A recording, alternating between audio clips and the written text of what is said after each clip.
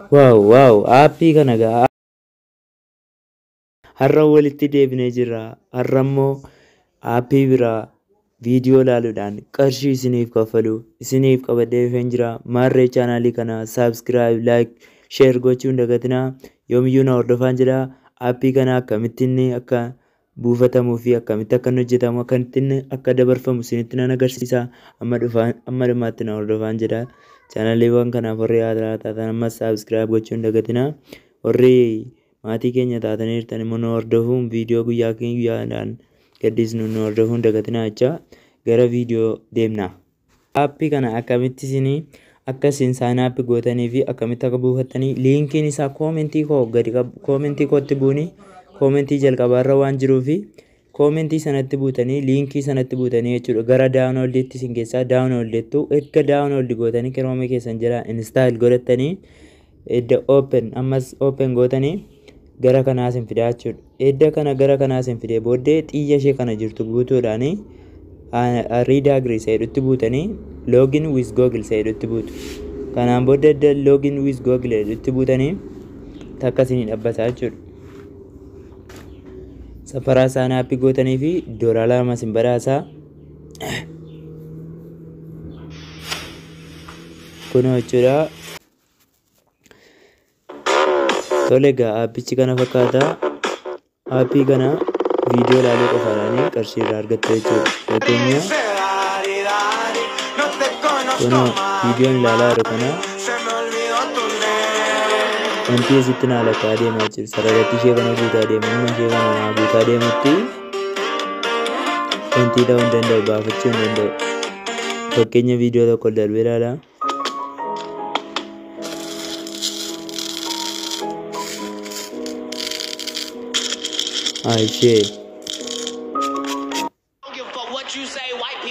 Appilikeeshinii guddaa namoonni itti fayyadamaa jiranii kan qarshii irraa argatanii jechuudha. Isinis fayyadamuu dandeessu. Irraa dabarsee argeera. Dhumarratti kan isinitti agarsiisu ta'a.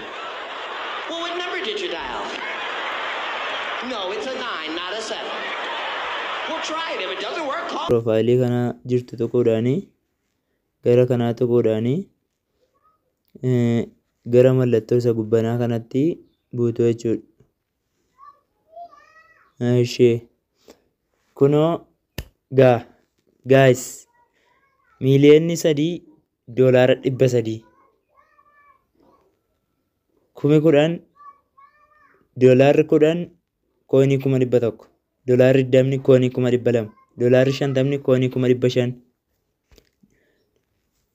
$100 miiliyoona 1 $300 miiliyoonii 3 waaw birrii 50,000 birrii 50,000 hanga birrii 500 hojjechuu waan itti dandeessan aappii kanarraa aappii dhugaa ta'e. Kanaan booddee yeroo wanta inni $10 kaastanii guuttattanii naani peepaalii asirraa withdraw godhachuu dandeessu jechuudha. Ammaaf hin guutinaan jira waan ta'eef san kanaan dura dabarseemee isinitti agarsiisu.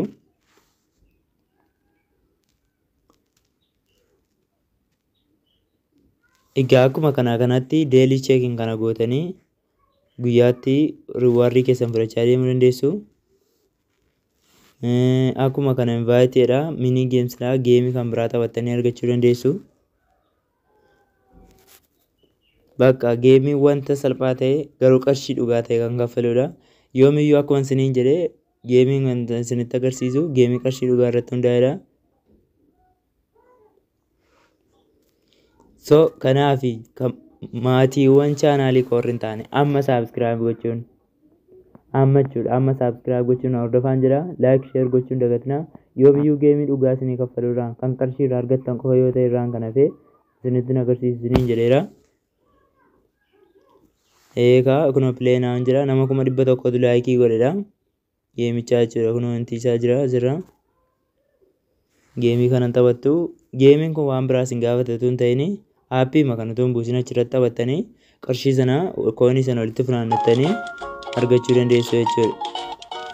Utuu aappii hin buusin. Utuu aappii buusatee baay'ee nama rakkisaa jechuudha. Akkuma kana gootu akka kanuma jechuudha. Waan salphaa inni yeroo isin ta'u isin koonii keessatti isin dabalaa deema waan ta'eef sarara ishee kanaatti yeroo isin taphachaa deemtanii kun congratulation jedheera. Pointii kee claim gochaara. Koonii amma muraasa naa lakkaa'e akkuma kanatti geemii kana taphadhee irraa argachuu nan danda'a jechuudha. Karuma bilaa geemii of jalaa qaba. Viidiyoo daawwattu bashannanaaf daawwattu irraa argattu. Promotion raankii immoo kunoo invaayitii baay'ee qabaattanii hanga $1,000 isin badhaasuu danda'aadha.